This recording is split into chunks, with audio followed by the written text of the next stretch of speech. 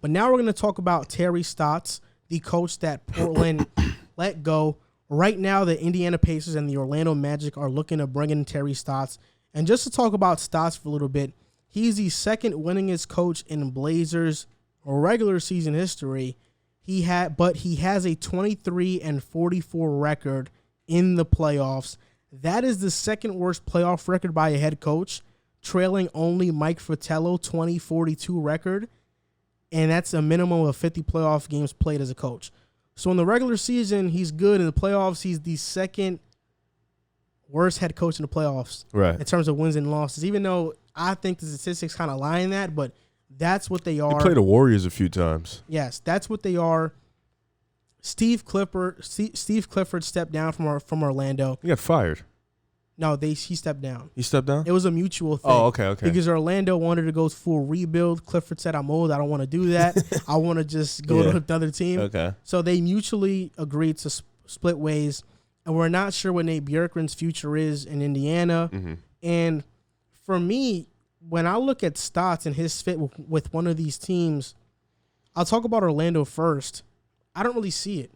I don't think Terry Stotts is that developmental coach. He's never been that. When he first got to Portland, he had Dame, Wesley Matthews, Nicholas Batum, LaMarcus Aldridge, J.J. Hickson. Yeah. He didn't have a bad team. He's never shown he can develop young players, and that's something Orlando needs right now. I think a better fit would be Indiana because they have those good players, LeVert, Brogdon, Miles Turner, Sabonis, Jeremy Lamb, T.J. Warren.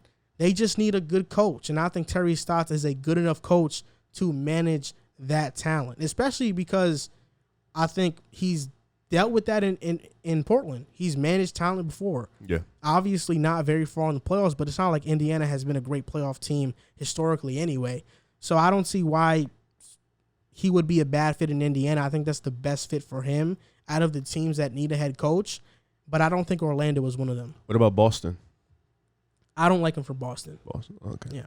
I think, I agree. I think Indiana would end up probably being his best situation. If we look at his past history, he's not good at developing players. He's never really had a situation where he needed to develop player or showcase that because his teams have always been subpar to good to really, really good. I think even when looking at the teams over the past, watching the young guys sit on the Portland bench, he's never shown, like aside from maybe Allen Crabbe, Will Barton.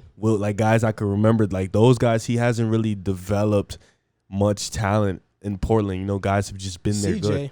Yeah, CJ was, but I think that was more him than Terry Stotts. Yeah, he got no minutes in his first two seasons. You look at CJ's work ethic, I think that's completely more CJ than Terry Stotts. Zach Collins.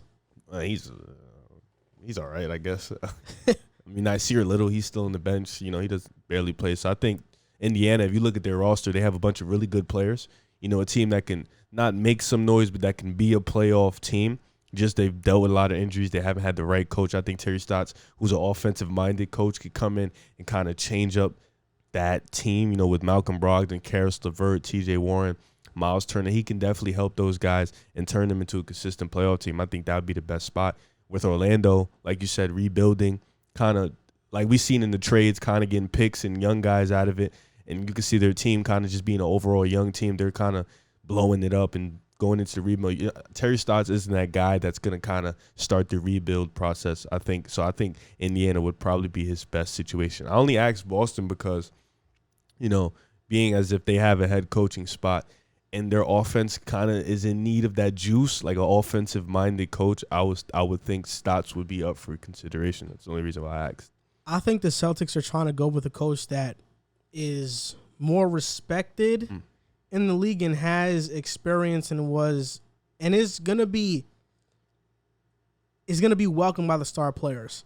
So a player I think coach. Chauncey, yes. Yeah. Chauncey, Jason Kidd, I think they're looking for a guy like that. I don't really see Terry Stotts fitting in within that. But what do you think went wrong in Portland for Stotts? I don't think nothing went wrong for him. I think his teams just weren't good enough. I think I can obviously trail off a few times. The sweep, when Memphis sweeped them, when New Orleans sweeped them, they didn't adjust.